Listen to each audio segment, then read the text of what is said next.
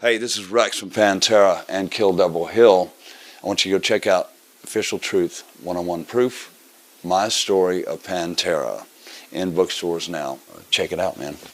Artisan News. No regrets whatsoever, man. I mean, I think my author, Mark, did a really good job of pulling out a lot of stuff that, yes, maybe there's a couple of things I maybe shouldn't have put in there, but nothing intent or form of, to hurt anyone or anything like that. But, you're talking about a bunch of tragedy, bro. This is not a very easy subject. You have to go over, and you can talk about it once, put it on tape, but when you have to edit all this stuff together, and I had to do that 10 times, some of those days were really, really hard, really, really sad, and especially not having Dime with us anymore. That was very, like I said, I still have him in my dreams and all that kind of stuff, but that's just inevitable. That's probably be around with me for a while. It's just, let's learn how to pick it up, and he would have wanted me to carry on and do what I did. Rex Brown has released his new book, Official Truth, The Inside Story of Pantera, and the bassist, known for his unobtrusive, quiet nature, is telling all.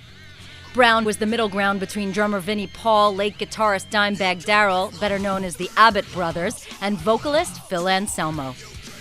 Fans of Pantera will get an up-close and personal look from Rex's point of view on the inner workings of the band and stories from that time, like how Vinnie Paul and Dime's girlfriend Rita Haney treated Rex when it came to Dime's funeral after the guitarist was gunned down while on stage in 2004.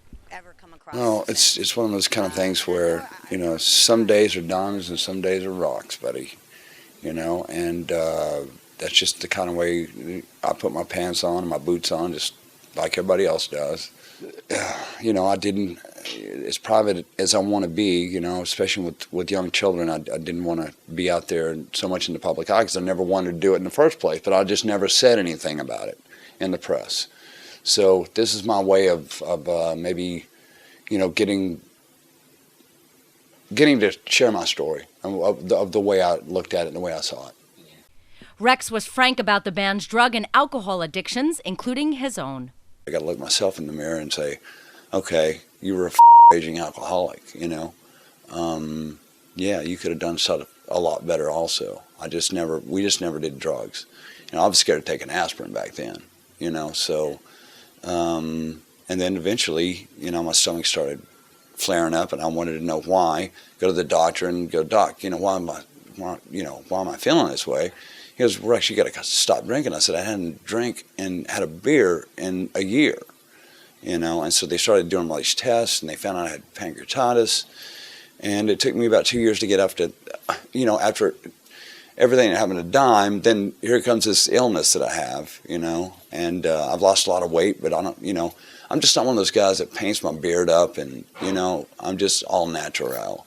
It's not going to make my bass sound any better or any louder or anything like that. I'm just who I am, and I'm comfortable with that. The book also details Pantera's transformation from glam-style rockers to the aggressive nature they are known for, how they dealt with success, and their feelings about Metallica, who were starting out about the same time they were.